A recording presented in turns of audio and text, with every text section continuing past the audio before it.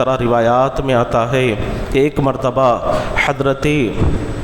سعید بن معلّہ رضی اللہ عنہ نماز پڑھ رہے تھے اور حضور پاک صلی اللہ علیہ وسلم نے انہیں آواز دی۔ حضرت سعید بن معلّہ رضی اللہ عنہ حضور کی آواز کو تو سن رہے تھے لیکن حالت نماز میں ہونے کی وجہ سے حضور کی بارگاہ میں حاضر نہ ہو سکے۔ جب نماز سے فارغ ہوئے اور حضور کی بارگاہ میں حاضر ہوئے تو آقائے دو جہاں صلی اللہ علیہ وسلم نے یہی آیت کریمہ ان کے سامنے تلاوت فرمائی کہ یا ایھا الذین آمنوا استجیبوا للہ وللرسول اذا دعاکم لما یحییکم، کہ اے ایمان والو اللہ اور اس کے رسول کے بلاوے پر حاضر ہو جاؤ، اور اللہ تبارک و تعالی اور اس کے حبیب تمہیں ایسی چیز کی طرف بلاتے ہیں جو تمہیں حیات بخشتی ہے، جس میں تمہارے لیے کامیابی اللہ تبارک و تعالی نے رکھی ہے۔ و تعالی نے حضور پاک علیہ السلام ہی کی آواز کو اپنی آواز قرار دیا ہے، حضور کی فرما برداری کو اپنی فرما برداری قرار دیا ہے، اور حضور کی نافرمانی کو اپنی نافرمانی قرار دیا ہے۔ اور قرآن مجید کی آیت کریمہ اس بات پر گواہی دیتے ہوئے کہہ رہی ہے کہ من یطع الرسول فقد اطاع اللہ، کہ اللہ تبارک و تعالیٰ کے پیارے حبیب صلی اللہ علیہ وسلم کی جس نے بھی فرما برداری کی گویا اس نے اللہ تبارک و تعالیٰ کی فرما برداری کی۔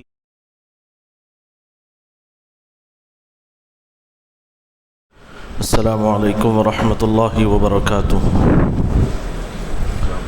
الحمد للہ رب العالمین والعاقبۃ للمتقین والصلاة والسلام علی سید الاشرف الانبیاء والمرسلین وعلى آلہ الطیبین الطاہرین واصحابہ اکرمین الاکرمین اجمعین، اما بعد فقد قال اللہ تبارک و تعالی فی القرآن المجید والفرقان الحمید، فاعوذ باللہ من الشیطان الرجیم، بسم اللہ الرحمن الرحیم، یا ایھا الذین آمنوا استجیبوا للہ وللرسول اذا دعاکم لما یحییکم واعلموا ان اللہ یحول بین المرء وقلبہ وانہ الیہ تحشرون۔ صدق اللہ العظیم۔ قال اللہ تبارک و تعالی فی شأن حبیبہ تعظیما وتکریما، ان اللہ وملائکتہ یصلون علی النبی یا ایھا الذین آمنوا صلوا علیہ وسلموا تسلیما، اللہم صل علی سیدنا محمد وعلی آلہ واصحابہ افضل صلواتک وعدد معلوماتک وبارک وسلم۔ تمام حمد و تعریف اللہ رب العالمین کے لیے ہے جو ساری کائنات کا خالق و رازق ہے، اور لاکھوں کروڑوں درود و سلام آقائے دو جہاں تاجدار مدینہ احمد مجتبی محمد مصطفیٰ صلی اللہ علیہ وسلم پر، جن کو اللہ رب العزت نے دونوں جہانوں کے لیے رحمت بنا کر بھیجا۔ حاضرین کرام، ابھی میں نے خطبے کے دوران قرآن مجید کی جس آیت کریمہ کی تلاوت کرنے کا شرف حاصل کیا، اس میں رب کائنات مومنین سے مخاطب ہے کہ اے ایمان والو اللہ اور اس کے رسول کے بلاوے پر حاضر ہو جاؤ، تم جہاں کہیں بھی ہو، جس کسی حالت میں بھی ہو تو اللہ اور اس کے رسول کے حکم پر لبیک کہتے ہوئے حاضر ہو جاؤ، کیونکہ وہ تمہیں ایسی چیز کی طرف بلاتے ہیں جو تمہیں حیات بخشتی ہے۔ اور یاد رکھو کہ ایک دن تمہیں اللہ تبارک و تعالیٰ کی بارگاہ میں ہی حاضر ہونا ہے، تم سب کو اسی کی بارگاہ میں جمع ہونا ہے۔ حاضرین کرام، اس آیت کریمہ میں اللہ تبارک و تعالیٰ ایمان والوں سے خطاب فرما رہے ہیں کہ اے ایمان والو تم جہاں کہیں بھی ہو، جس کسی حالت میں بھی ہو، تو اللہ اور اس کے رسول کے بلاوے پر حاضر ہو جاؤ۔ یعنی اللہ تبارک و تعالیٰ کے احکامات پر اور حضور پاک صلی اللہ علیہ وسلم کی سنتوں پر بلا چوں و چراکیے کے عمل پیرا ہو جاؤ۔ اسی میں تمہارے لیے اللہ تبارک و تعالیٰ نے کامیابی رکھی ہے، کامرانی اللہ تبارک و تعالیٰ نے اسی میں رکھی ہے۔ اور اسی طرح روایات میں آتا ہے کہ ایک مرتبہ حضرت سعید بن معلّہ رضی اللہ عنہ نماز پڑھ رہے تھے اور حضور پاک صلی اللہ علیہ وسلم نے انہیں آواز دی۔ حضرت سعید بن معلّہ رضی اللہ عنہ حضور کی آواز کو تو سن رہے تھے، لیکن حالت نماز میں ہونے کی وجہ سے حضور کی بارگاہ میں حاضر نہ ہو سکے۔ جب نماز سے فارغ ہوئے اور حضور کی بارگاہ میں حاضر ہوئے تو آقائے دو جہاں صلی اللہ علیہ وسلم نے یہی آیت کریمہ ان کے سامنے تلاوت فرمائی کہ یا ایھا الذین آمنوا استجیبوا للہ وللرسول اذا دعاکم لما یحییکم، کہ اے ایمان والو اللہ اور اس کے رسول کے بلاوے پر حاضر ہو جاؤ، اور اللہ تبارک و تعالی اور اس کے حبیب تمہیں ایسی چیز کی طرف بلاتے ہیں جو تمہیں حیات بخشتی ہے، جس میں تمہارے لیے کامیابی اللہ تبارک و تعالی نے رکھی ہے۔ الغرض حاضرین کرام، قرآن مجید کی اس آیت کریمہ اور حضور پاک صلی اللہ علیہ وسلم کے اس فرمان پر اگر ہم غور کریں گے تو ہمیں پتہ چلے گا کہ اللہ تبارک و تعالیٰ نے حضور پاک علیہ السلام ہی کی آواز کو اپنی آواز قرار دیا ہے، حضور کی فرما برداری کو اپنی فرما برداری قرار دیا ہے، اور حضور کی نافرمانی کو اپنی نافرمانی قرار دیا ہے۔ اور قرآن مجید کی آیت کریمہ اس بات پر گواہی دیتے ہوئے کہہ رہی ہے کہ من یطع الرسول فقد اطاع اللہ، کہ اللہ تبارک و تعالیٰ کے پیارے حبیب صلی اللہ علیہ وسلم کی جس نے بھی فرما برداری کی گویا اس نے اللہ تبارک و تعالیٰ کی فرما برداری کی۔ تو الغرض حاضرین کرام، اس طرح کی سینکڑوں مثالیں ہمیں ملتی ہیں کہ جس میں اللہ تبارک و تعالیٰ نے حضور پاک علیہ السلام کی پکار کو اپنی پکار قرار دیا ہے، حضور کے ہاتھ کو اپنا ہاتھ قرار دیا ہے، حضور کی بات کو اپنی بات اللہ تبارک و تعالیٰ نے بنا دیا ہے۔ چنانچہ اگر آپ غور کریں گے تو بے شمار مثالیں اس کے متعلق احادیث مبارکہ میں آپ کو ملیں گی، جیسا کہ روایات میں آتا ہے کہ جب حضور پاک علیہ السلام مکے سے ہجرت فرما کر مدینہ منورہ کو تشریف لے جا رہے تھے تو اس رات آپ نے اپنے بستر پر حضرت مولا کائنات حضرت علی المرتضیٰ کرم اللہ وجہہ الکریم کو سنا دیا، اور بحکم خداوندی اپنے ہاتھ میں اپنی مشت میں آپ نے مٹی کو لے لیا اور ان باہر گھر کے باہر کھڑے ہوئے دشمنوں پر آپ نے سورہ یاسین پڑھتے ہوئے اس مٹی کو پھینک دیا، تو اللہ تبارک و تعالیٰ نے ان دشمنوں کے آنکھوں پر پردہ اللہ تبارک و تعالیٰ نے ڈال دیا، اور حضور پاک علیہ السلام وہاں سے آرام سے تشریف لے گئے۔ تو اس ادا کو اللہ تبارک و تعالیٰ نے اپنی ادا قرار دیتے ہوئے قرآن میں فرمایا کہ وما رمیت اذ رمیت ولکن اللہ رما۔ اور اسی طرح صلح حدیبیہ کے موقع پر جب حضور پاک علیہ السلام اپنے جانثاروں سے بیعت لے رہے تھے تو اللہ تبارک و تعالیٰ نے اس ادا کو بھی اپنی ادا قرار دیتے ہوئے فرمایا کہ ید اللہ فوق ایدیہم، کہ ان کے ہاتھوں پر اللہ تبارک و تعالیٰ کا بھی ہاتھ ہے، ان کے ہاتھوں پر اللہ تبارک و تعالیٰ کا بھی ہاتھ ہے۔ تو حاضرین کرام، اس طرح کی سینکڑوں مثالیں ہمیں ملتی ہیں کہ جہاں اللہ تبارک و تعالیٰ نے حضور کی اطاعت کو اپنی اطاعت قرار دیا ہے، حضور کی پکار کو اپنی پکار قرار دیا ہے، حضور کے ہاتھ کو اپنا ہاتھ قرار دیا ہے۔ تو ان تمام باتوں سے یہی بات کھل کر ہمارے سامنے آتی ہے کہ وہی لوگ کامیاب ہونے والے ہیں کہ جنہوں نے حضور پاک علیہ السلام کی فرما برداری کی ہے۔ پیارے آقا صلی اللہ علیہ وسلم کی اطاعت میں اپنی زندگی کو گزارا ہے، حضور کے بتائے ہوئے طریقوں کو اپنایا ہے اور اپنی زندگی کا مقصد حیات حضور پاک علیہ السلام کی اطاعت کو بنا لیا، تو یہی لوگ کامیاب ہونے والے ہیں۔ اور اگر ہم تاریخ کے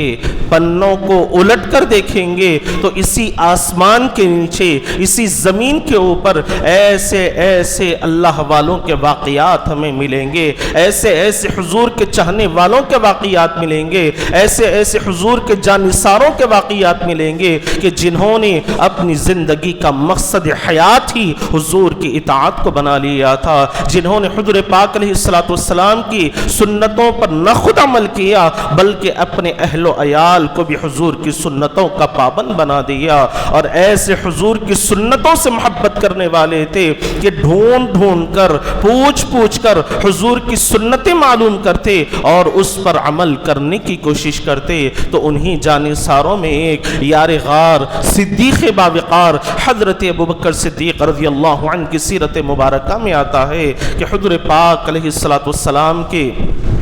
پردہ فرمانے کے بعد حضرت یار غار صدیق باوقار اپنی صاحبزادی ام المؤمنین حضرت عائشہ صدیقہ رضی اللہ عنہا کے پاس تشریف لاتے ہیں اور ارشاد فرماتے ہیں کہ اے بیٹی مجھے ذرا یہ تو بتاؤ کہ کوئی ایسی سنت ہے کہ جس پر میرا عمل نہیں ہو رہا ہے، کیا کوئی ایسی سنت بھی ہے جو مجھ سے چھوٹی جا رہی ہے؟ تو حضرت عائشہ صدیقہ رضی اللہ عنہا ارشاد فرماتی ہیں کہ ابا جان، میں نے آپ کو تمام صحابہ میں عامل السنہ پایا ہے، سب سے زیادہ سنتوں پر عمل کرنے والا پایا ہے، ہاں لیکن ایک ایسی سنت بھی ہے کہ جس پر آپ کا عمل نہیں ہو رہا ہے۔ یہ سننا ہی تھا کہ حضرت ابوبکر صدیق رضی اللہ عنہ بے چین اور بے قرار ہو جاتے ہیں، آنکھوں سے آنسو روا ہو جاتے ہیں اور ارشاد فرماتے ہیں کہ بیٹی مجھے جلد اس سنت کے متعلق بتلاؤ اور میں فوراً اس پر عمل کرنا چاہتا ہوں۔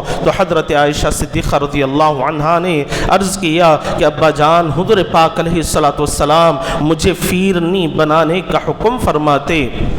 اور اسے ایک کٹورے میں لے لیتے اور اس راستے سے پیارے آقا تشریف لے جاتے، لیکن مجھے معلوم نہیں کہ حضور پاک علیہ السلام اس راستے سے کہاں تشریف لے جاتے۔ چنانچہ حضرت ابوبکر صدیق رضی اللہ عنہ نے ارشاد فرمایا کہ بیٹی تم بھی میرے لیے فیرنی تیار کرو۔ جب فیرنی تیار ہو گئی تو آپ نے اسے ایک کٹورے میں لے لیا، ایک برتن میں لے لیا اور اسی راستے سے نکل پڑے جس راستے سے حضور پاک علیہ السلام تشریف لے جایا کرتے۔ چنانچہ چلتے چلتے آپ شہر سے باہر تشریف لے گئے اور پھر ایک بیاباں کے قریب پہنچتے ہیں تو راستے کے کنارے سے کسی کے کرارنے کی آواز آتی ہے، کسی کے تکلیف سے پکارنے کی آواز آتی ہے۔ تو حضرت ابوبکر صدیق رضی اللہ عنہ سمجھ جاتے ہیں کہ ہو نہ ہو یہی وہ مقام ہے کہ جہاں اس سنت پر عمل کیا جاتا ہے، ہو نہ ہو یہی وہ جگہ ہے کہ جہاں میرے پیارے آقا صلی اللہ علیہ وسلم تشریف لاتے ہوں گے۔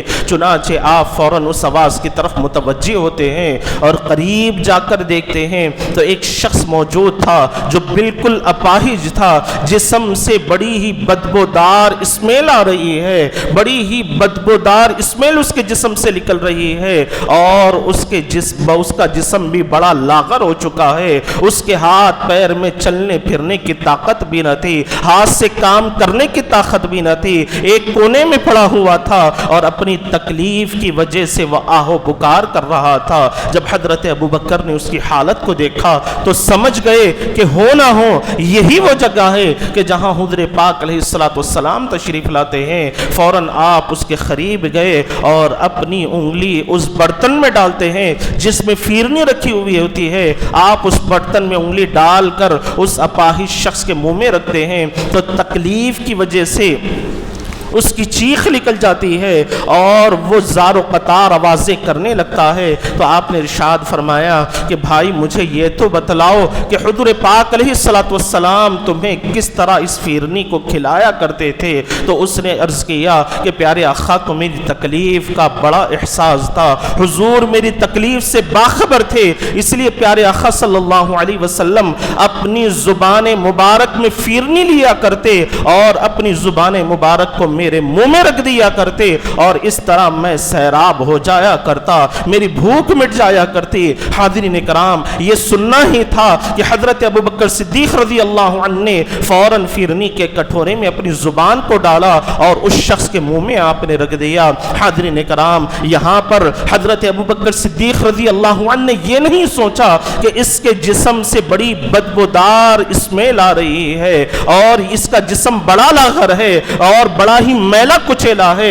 بدبو اس کے جسم سے نکل رہی ہے اور یہ اپاہج ہے۔ آپ کے ذہن و وہم و گمان میں اسی طرح کی کوئی چیز نہیں تھی، اس طرح کے کوئی خیالات نہیں تھے، بس ایک ہی وجہ تھی کہ حضور کی سنت پر عمل کیا جائے، پیارے آقا کے طریقے کو اپنایا جائے،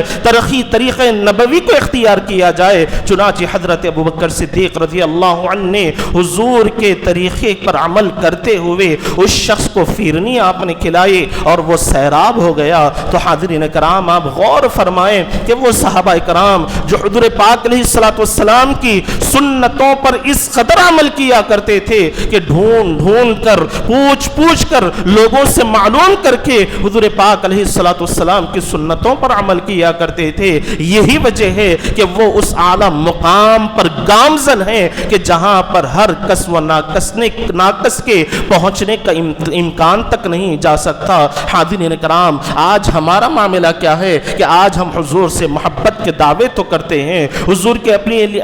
کے لیے اپنی جانوں کو قربان کرنے کے لیے نعرے بازی تو کرتے ہیں، لیکن عمل کے میدان میں ہمارا معاملہ بالکل صفر ہے، ہمارا معاملہ بالکل خالی ہے اور ہماری زندگیوں کی حالت ایسی ہی ہے کہ جیسا کہ علامہ اقبال نے فرما دیا کہ قلب میں سوز نہیں، روح میں احساس نہیں، قلب میں سوز نہیں، روح میں احساس نہیں، کچھ بھی پیغام محمد کا تمہیں پاس رہی، کچھ بھی پیغام محمد کا تمہیں پاس نہیں۔ حاضرین کرام، آپ مجھے بتلائیں کہ ہماری زندگیوں کا وہ کون سا پہلو ہے کہ جس میں حضور پاک علیہ الصلوۃ والسلام کی نافرمانی نہ کی جا رہی ہو؟ ہماری زندگیوں کا وہ کون سا پہلو ہے کہ جس میں اللہ تبارک و تعالیٰ کی نافرمانیاں نہ کی جا رہی ہو؟ ہاں، جہاں پر ہمارا قلبی میلان آ جاتا ہے تو تھوڑا بہت ہم عمل کر لیتے ہیں، لیکن بقیہ ہماری حالتیں ایسی ہی ہے کہ ہم اللہ تبارک و تعالیٰ کے احکامات کو بھی فراموش کرتے ہیں اور حضور پاک علیہ الصلوۃ والسلام کی سنتوں کو بھی ہم ترک کرتے ہیں۔ آج ہماری حالتیں یہ ہیں کہ سنتیں ڈھونڈنا تو بہت دور کی بات ہے، پوچھنا تو بہت دور کی بات ہے، جو سنتیں ہمارے سامنے ہیں آج اس پر بھی عمل کرنے کی ہمیں توفیق نہیں ہوتی۔ یاد رکھیں کہ جہاں پر اللہ کی نافرمانی ہوتی ہے، حضور کی سنتوں کو فراموش کیا جاتا ہے، تو وہاں پر اللہ تبارک و تعالی کامیابیوں کے راستوں کو روک دیتا ہے، کامیابیوں کی راہوں کو اللہ تبارک و تعالی مسدود فرما دیتا ہے۔ اور جو لوگ اللہ کی نافرمانی کرتے ہیں، حضور کی سنتوں کو فراموش کرتے ہیں، تو پھر اللہ تبارک و تعالی انہیں مصیبتوں کے غار میں ڈھکیل دیتے ہیں، پریشانیوں کے غار میں ڈھکیل دیتے ہیں، انہیں تکالیف میں مبتلا کر دیا جاتا ہے، ہر طرح سے اذیتیں انہیں پہنچائی جاتی ہیں۔ تو حاضرین کرام، اگر کامیاب ہونا ہے تو اس کا واحد حل یہی ہے کہ ہم حضور کی سنتوں پر کامل طور پر عمل پیرا ہو جائیں اور غور کریں کہ اگر ایک سنت بھی ہم سے چھوٹتی ہے تو پھر یہ بات اپنے ذہن میں بٹھا لیں کہ اللہ تبارک و تعالی ہمیں کامیاب نہیں فرمائے گا، بلکہ ہمارے کامیابیوں کے راستے کو روک دے گا۔ اس کو سمجھنے کے لیے بس یہی ایک واقعہ کافی ہے کہ حضرت فاروق اعظم رضی اللہ عنہ کے دور خلافت میں حضرت عبید اللہ ابن الجراح رضی اللہ عنہ روم کے قلعے کو فتح کرنے کے لیے تشریف لے جاتے ہیں، فوج کو لے کر جاتے ہیں اور روم کے قلعے کو آپ گھیرے میں لے لیتے ہیں، تمام لشکری روم کے قلعے کو اپنے محاصرے میں لے لیتے ہیں، لیکن کئی مدتیں گزر جاتی ہے،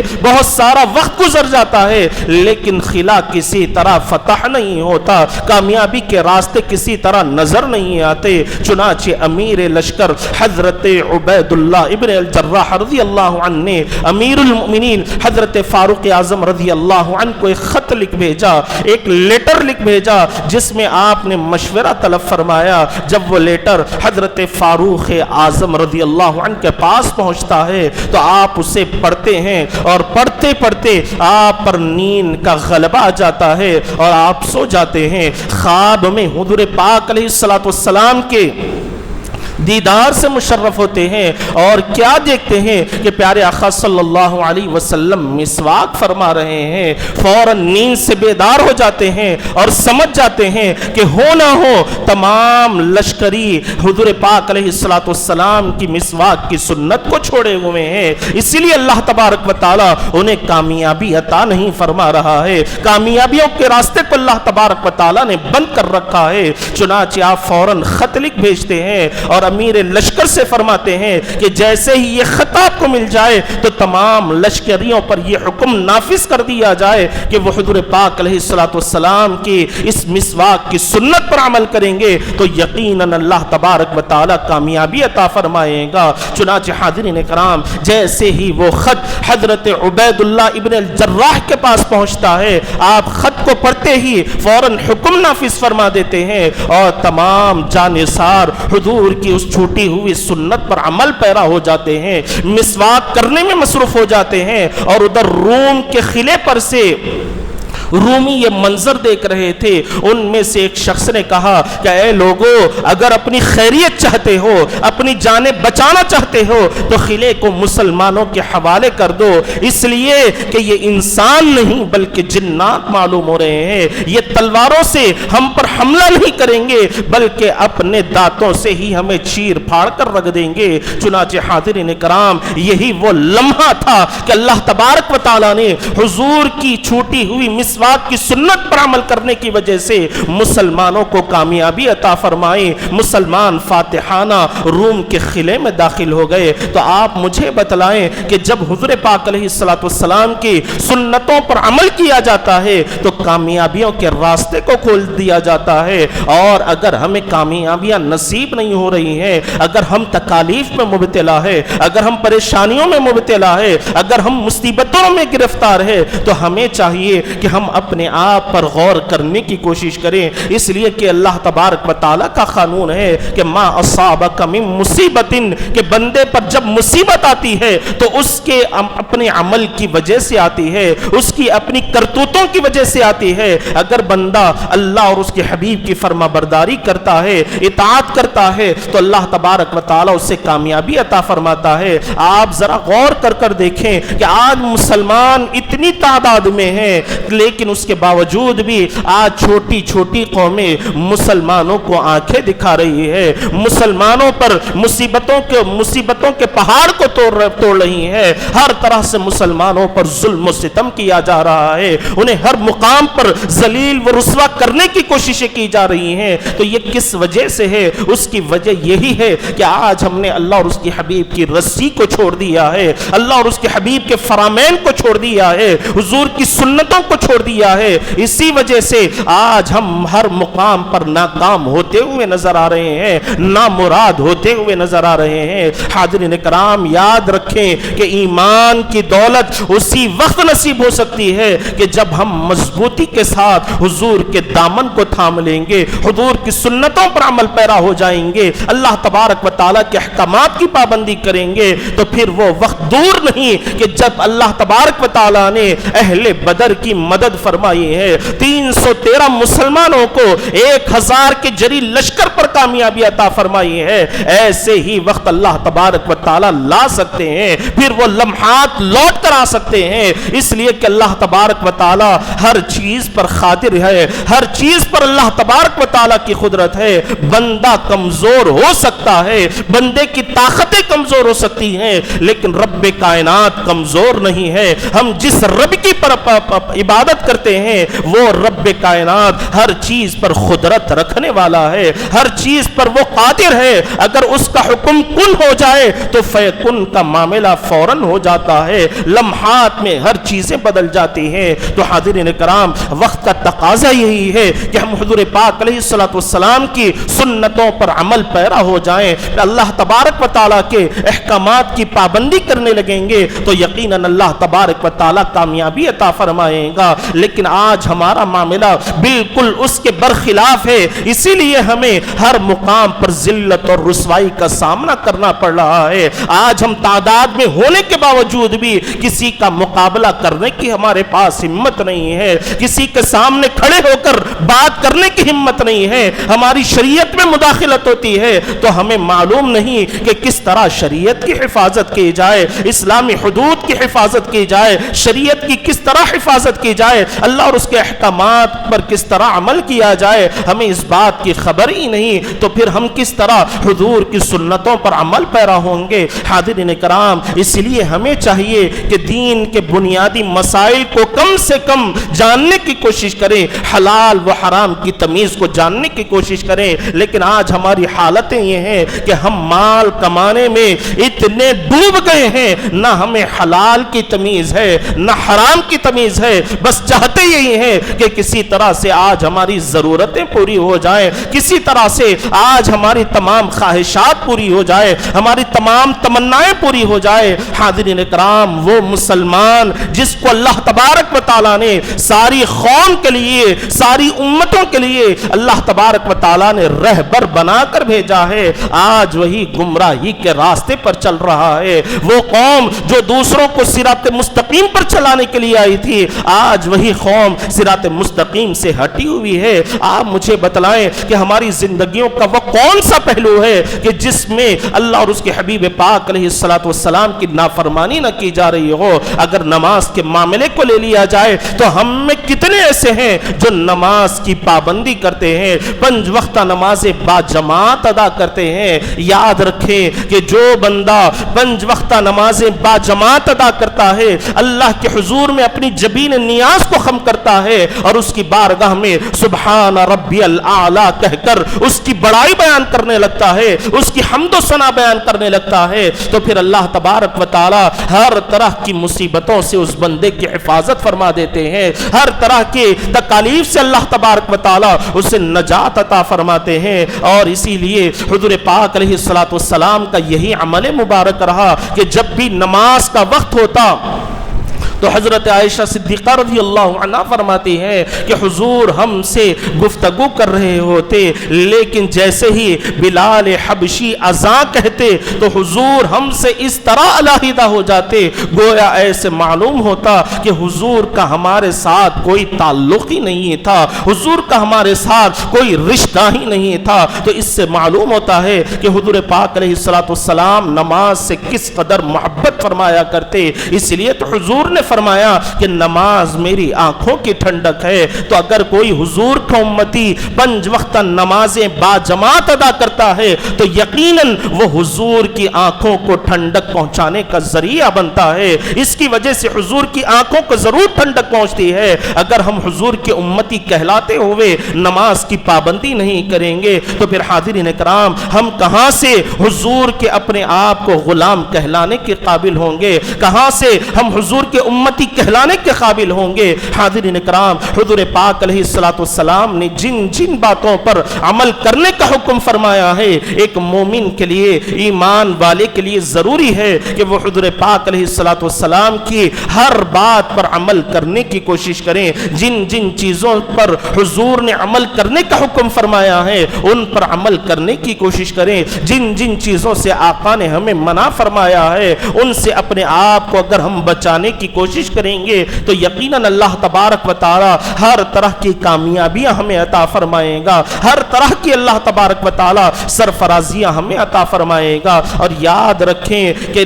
دین اسلام میں سب سے اہمیت والی چیز نماز ہے، اور خبر میں بندے سے جب سوالات کیے جائیں گے تو چوتھا سوال نماز کے متعلق ہی بندے سے فرشتے پوچھیں گے۔ تو یاد رکھیں کہ جس کی نماز اچھی ہوگی اس کی خبر اچھی ہوگی، جس کی خبر اچھی ہوگی تو پھر اس کا حشر بھی اچھا ہوگا، اور جس کی خبر اچھی نہیں ہوگی تو پھر اس کا حشر بھی یقیناً اچھا ہونے والا نہیں ہے۔ تو ہمیں چاہیے کہ ہم حضور پاک علیہ السلام کے فرامین پر عمل کرنے کی کوشش کریں، اور جس طرح حضور پاک علیہ السلام نے ہمیں زندگی گزارنے کا طریقہ بتلایا ہے، اگر ہم اس پر عمل کریں گے، اس طرح کی روش کو، طریقے کو اپنائیں گے تو یقیناً اللہ تبارک تبارک و تعالی دین دنیا کی بھلائیاں ہمیں عطا فرمائے گا، ہر طرح کی سرفرازیاں اللہ تبارک و تعالی ہمیں عطا فرمائے گا۔ آخر میں دعا ہے کہ جو کچھ کہا گیا، جو کچھ سنا گیا، اس پر عمل کرنے کی توفیق عطا فرمائے، اور ہم تمام کو رب العالمین